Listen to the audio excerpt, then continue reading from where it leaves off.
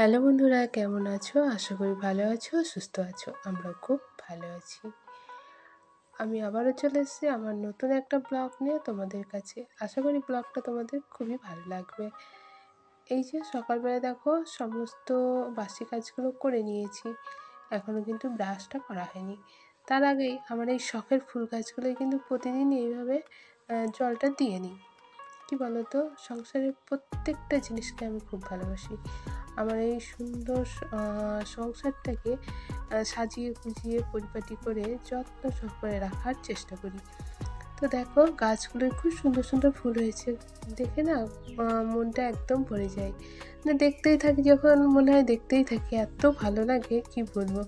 তো এইভাবে যেহেতু প্রতিদিন জলটা দিই, তো তাই বেশি বেশি আর জল দিই না, এইভাবে হাতে করে না ছিটিয়ে ছিটিয়ে জলটা দিয়ে দিই।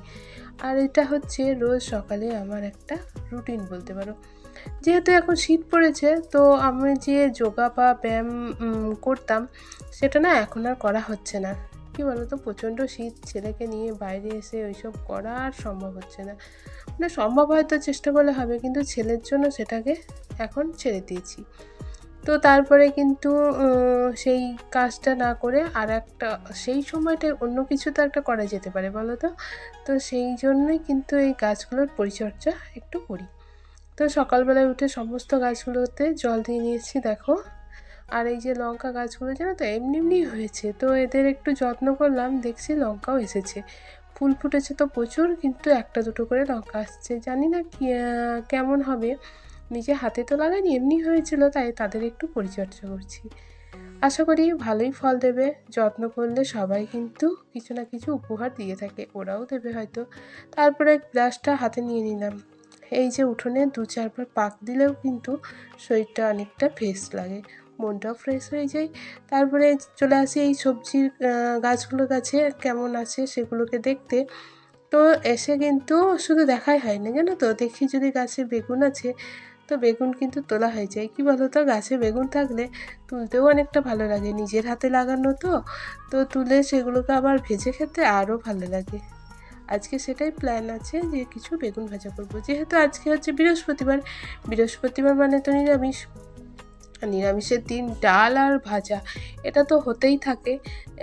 যেহেতু মাছ ডিম বা কিছুই হয় না, তা এইটা না হলে আবার সবার চলবে না। আর আমার ছেলের তো চলবেই না বলতে পারো, কারণ ও যখনই ভাত দেবো তখন যদি মাছ বা ডিম না থাকে, আলু ভাজাটা যদি দিই না, তাহলে ও অনেকটা খুশি হয়। তো ওকে তো ওই নিরামিষের দিন আলু ভাজাটা করে দেওয়ার চেষ্টা করি, আর হাজব্যান্ডকে দিই বেগুন ভাজা। আমার হাজব্যান্ডও কিন্তু ভাজাভুজি খেতে বেশ ভালোবাসে। তো আলুটা দিই না। তো কেন দিই না সেটা তো আর বলার প্রয়োজন পড়ে না, তোমরা নিশ্চয়ই জানো।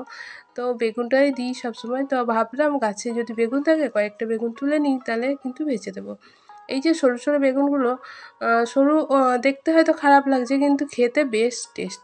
হাজব্যান্ড তো বেশি পছন্দ করে, তো ওকে কয়েকটা ভেজে দেবো সেটাই ভেবেছিলাম। তো গাছ থেকে কয়েকটা বেগুন তুলে নিচ্ছি। বাড়িতে সবজি থাকলে দেখেছো, ইচ্ছে হলেই তখন কিন্তু তুলে খেয়ে নেওয়া যায়। গ্রামের বাড়িতে জায়গা বেশি থাকলে সবজি তো লাগানোই যায়, আমরাও সেটা লাগাই। তো আমি গাছগুলোকে তুলে তুলে দেখছি, যেহেতু ছোটো তো পাতার মধ্যে দেখছি একটা দুটো করে বেগুন বেশ আছে, সেটাকেই তুলে নেব। আর দেখো এখনও রৌদ্র ওঠেনি, এখন কিন্তু 8টা বাজে। তো কুয়াশাটা ছিল হালকা, সেটা সরে গেছে, কিন্তু এখনও রোদটা আসেনি। আর দেখো কতগুলো বেগুন তুলে নিয়েছি। তারপরে ঘরে এসে ছেলেকে খাইয়ে দিয়েছিলাম। আর এই যে দেখো ছোলাগুলো কি সুন্দর অঙ্কুরিত হয়েছে।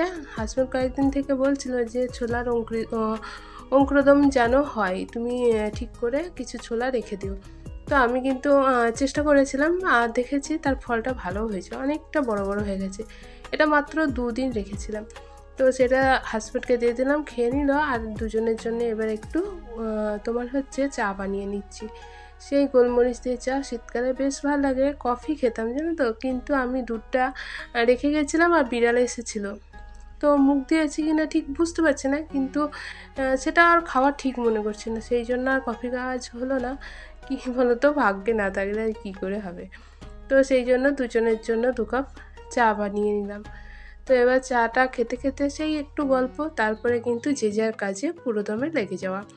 আর শীতকাল তো তো এখন আর বেশি বসে গল্প করাটা হচ্ছে না, গরমকাল হলে অনেকটা টাইম পাওয়া যায় জানো তো।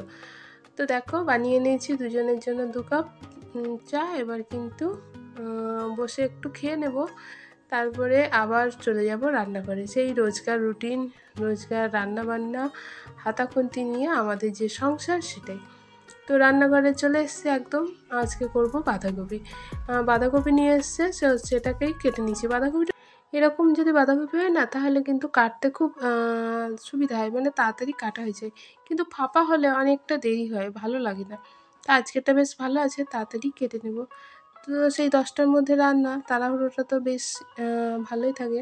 আর আমি না সবসময় মানে চেষ্টা করি রান্নাঘরে জিনিসপত্র রান্নাঘরেই করতে, মানে কাটাকুটোটা সবসময় এই রান্নাঘরেই চেষ্টা করি করতে।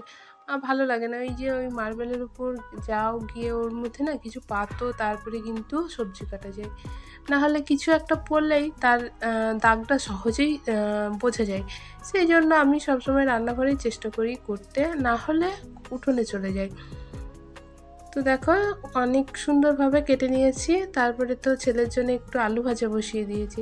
ও তো সেই না হলে বায়না করবে আলু ভাজা করে। এই যে সংসার, মেয়েদের বিয়ের পর বাবা মার বাড়ি থেকে চলে এসে নিজের একটা সংসার পাতলে সেই সংসারের আর সংসারের মানুষগুলোর প্রতি এত ভালোবাসা জন্মে যায় যে নিজেরটা ভুলে সবসময় তাদের ইচ্ছেগুলোকেই গুরুত্ব দেওয়া হয়।